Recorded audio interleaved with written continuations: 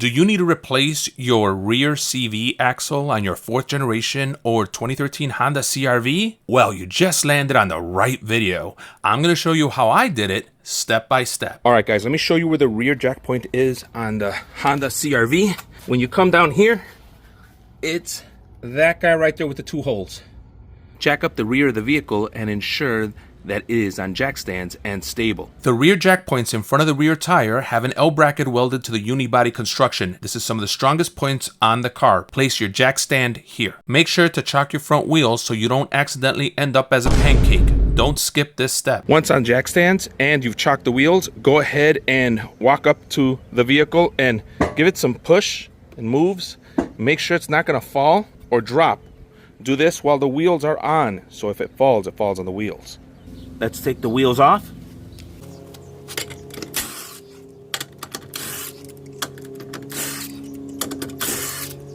I like to place the tires under the car as an extra safety measure. If the car falls, it falls on the tire before it falls on me.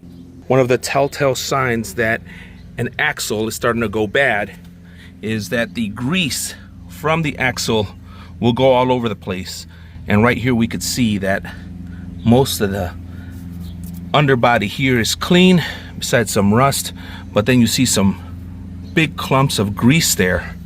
At this point, you need to determine if you want to replace the whole CV axle or just the boot. In this video, I'm replacing the whole axle. And this is the axle. This guy that goes all the way to the back, right there. All right, next we're gonna go ahead and remove these cross fasteners here. I'm calling them cross because there is Phillips and then there's the Japanese version. I've got this impact one right here that I've used for years. It's never let me down. Money.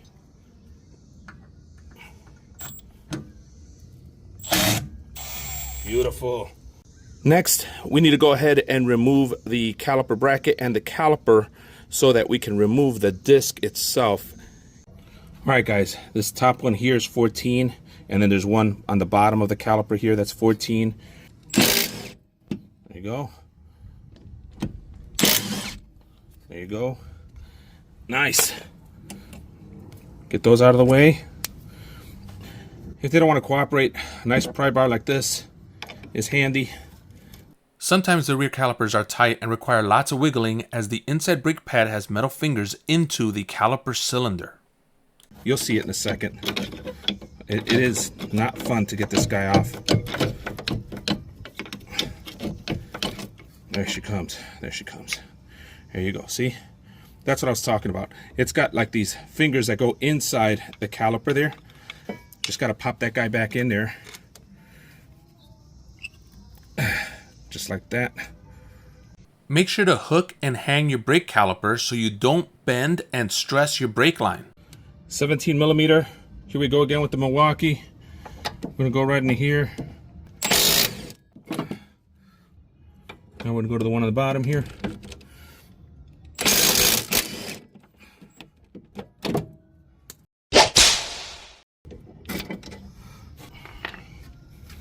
And the bracket comes right out.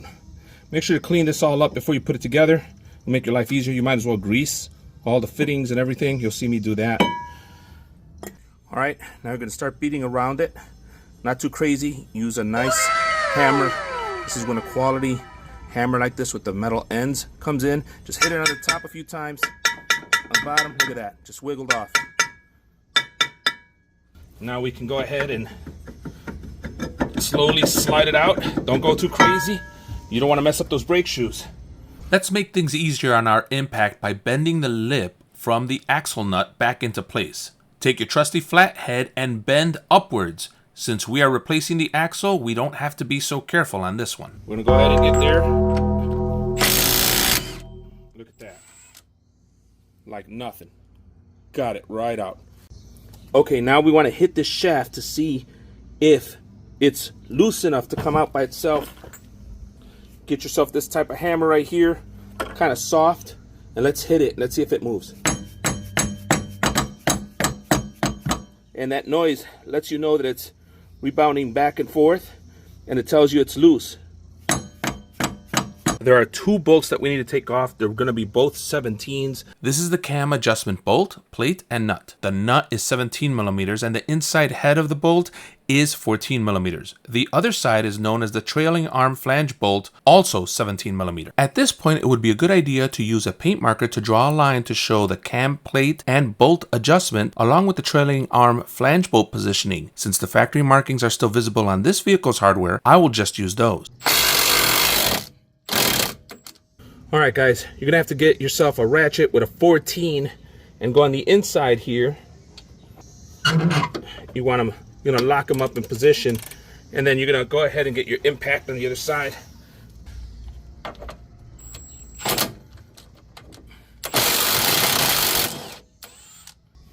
$17 on this side. You got this big guy right here, and now we gotta get this bolt out.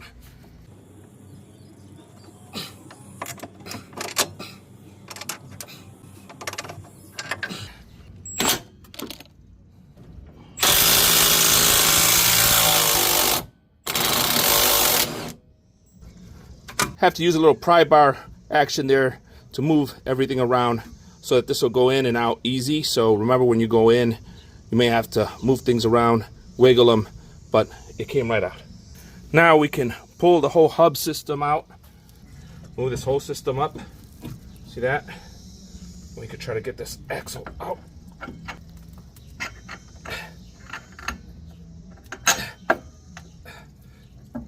It's stuck on something.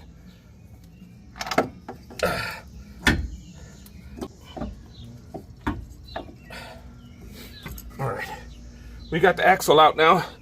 We got to position him in a way where it's going to be easy to pull him out. All right, guys, so now we got to get to the axle here, and we need to bang him out. You see that guy right there? That's where we need to kind of chisel outward.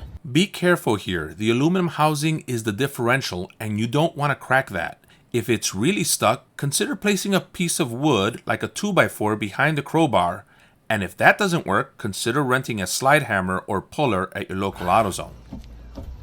There you go. Hope you guys got that on the camera. And there she goes, just like that. You can go ahead and see in there. And look at that seal in there. Looks pretty beat up. Just remember that a bucket is a mechanic's best friend. I'm resting this hub and the shield right on here. Now I can get the axle out pretty easy. And it's just about pulling at that point. You already pulled it out.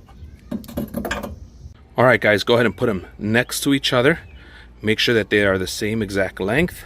Make sure that the new one comes with the brand new axle nut, which is right there.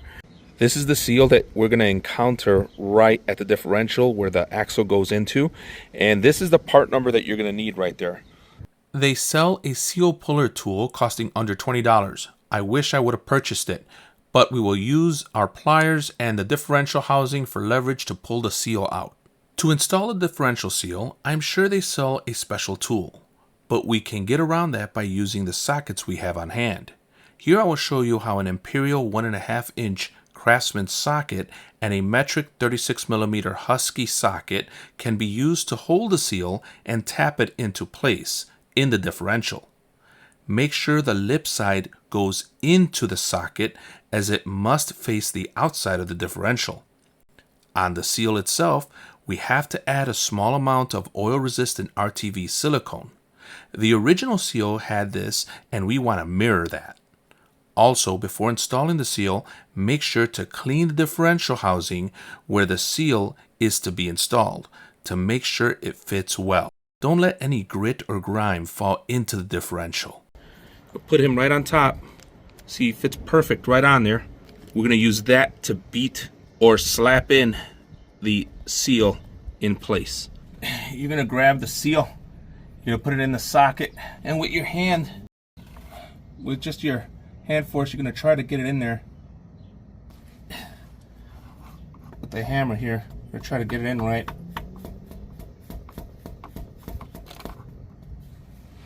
Just like that. All right, the new seal is in. Now we're going to go ahead and put the axle.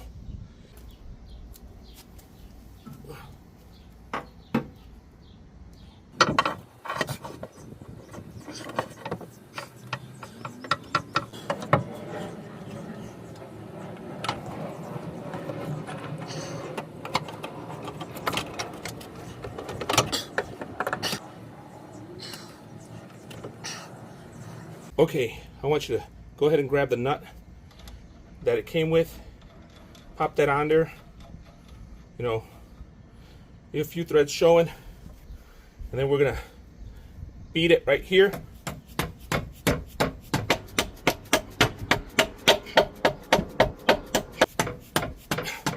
Once it sets in, or you think you felt it, go underneath and check it.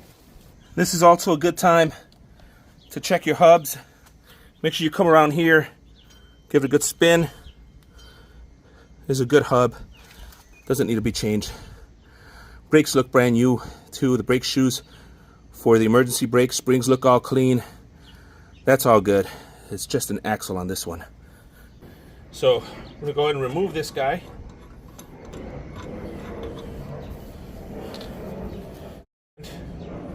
We are gonna have to adjust where our caliper is. You're gonna have to move the position of the caliper a few times.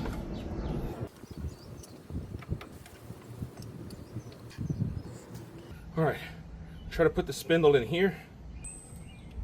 For that, we're gonna lift up here.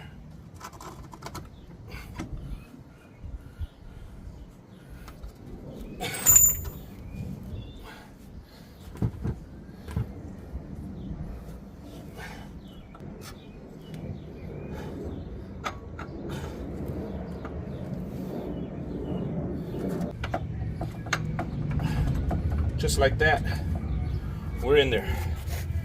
All right, now we're gonna come in from the top and wiggle it in as much as we can.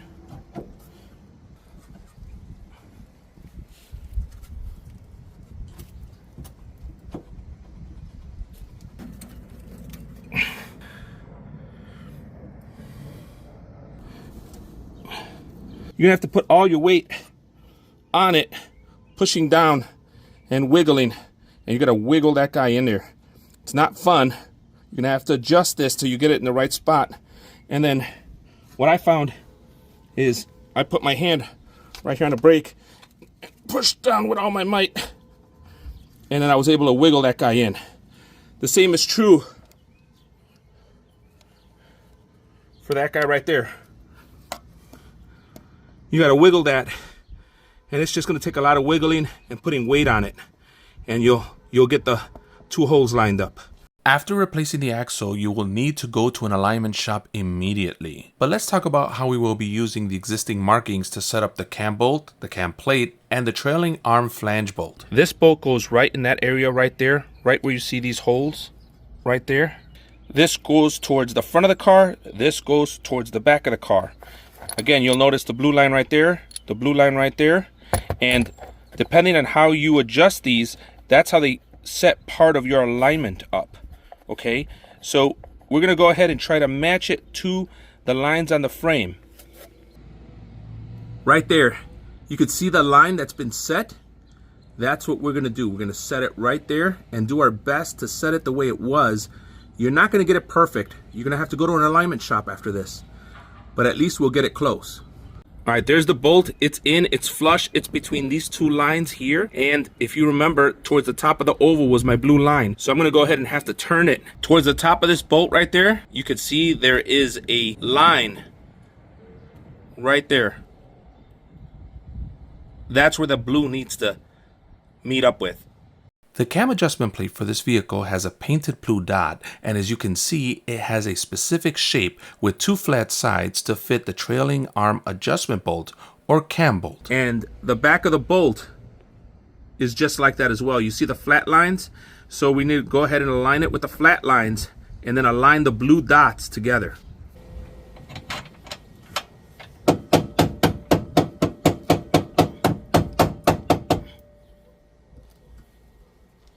Now we're gonna go ahead and get this guy right here, put him in place, just like that.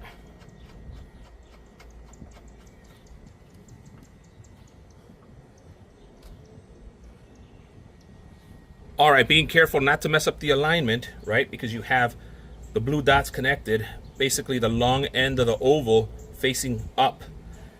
We're gonna go ahead and put the 14 on the inside. That goes right in here. And 17 out here.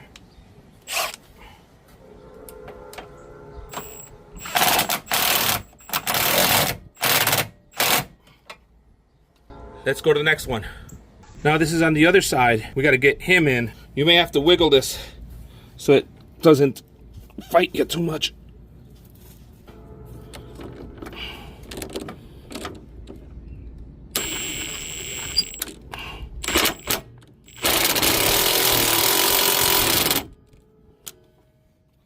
Someone in the comments is eventually going to ask me what the torque settings are. I'm going to go ahead and give them to you now all at once so that you can run to this side of the video to watch this piece if you need it. We're going to go ahead and go with 133 foot-pounds here on the axle nut. Remember, once it's all the way in and at 133 foot-pounds, you have to hammer this in so it divots inward towards the axle. You'll see me do that towards the end of the video.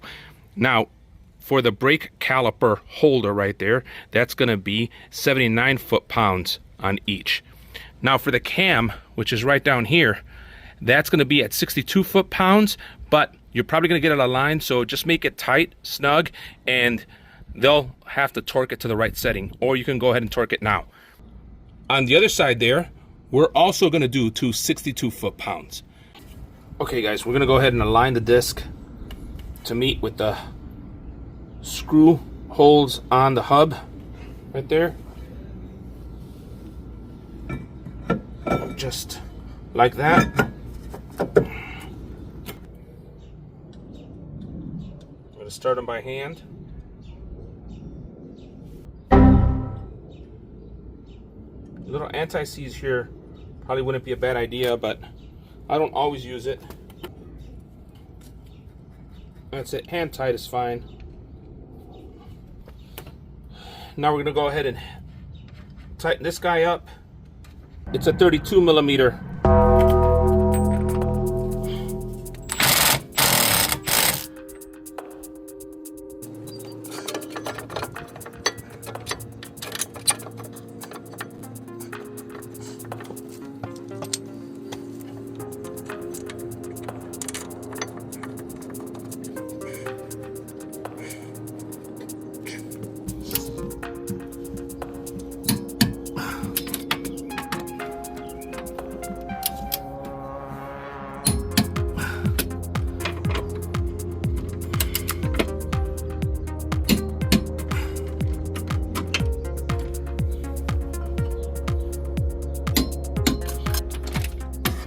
Since we took the caliper apart, I'm going to put a little grease.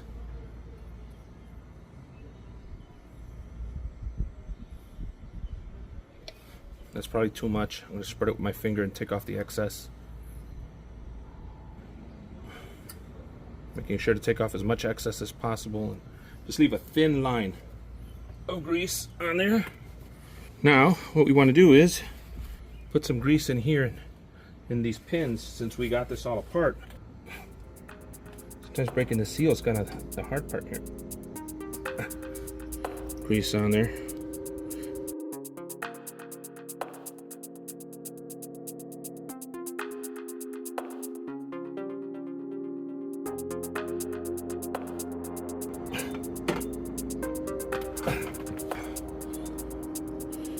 Alright, grease that guy up.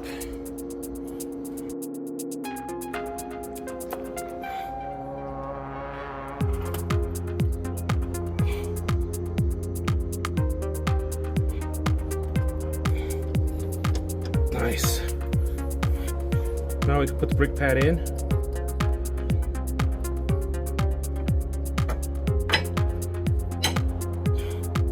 There you go.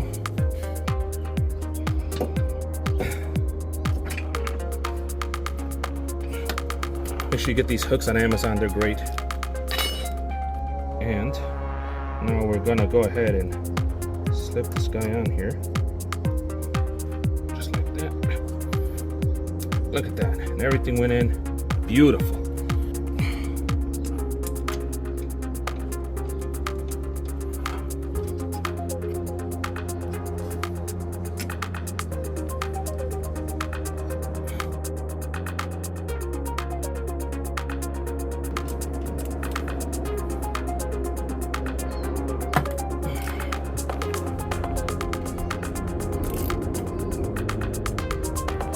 I don't know the torque setting for these guys right here on the caliper.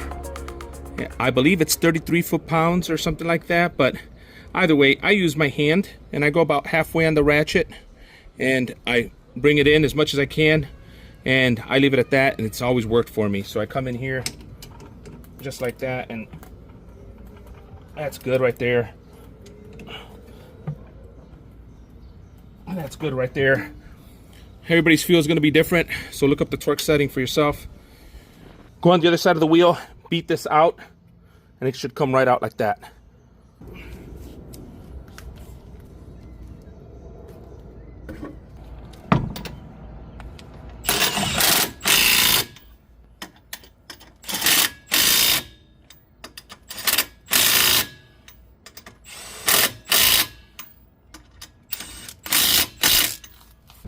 All right, these are supposed to be put back in at 80 foot-pounds, but we're not gonna do that just yet because we've gotta bring the car down, tighten up the axle nut to 133 foot-pounds, then we have to raise it back up, take the wheel off, and set it by pushing in the axle nut into the axle. That's where we're gonna divot it, and I'm gonna show you how to do that in just a minute.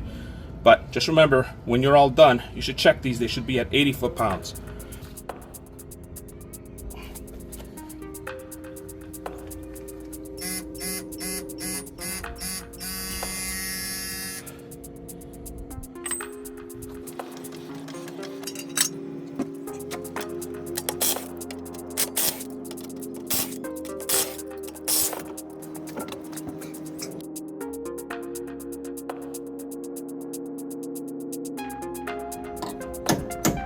There you go.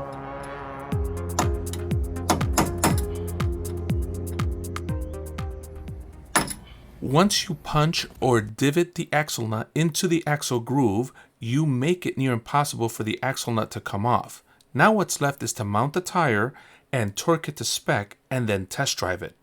I hope this video helped someone out, and if it helped you, or you just enjoyed the video, please consider subscribing.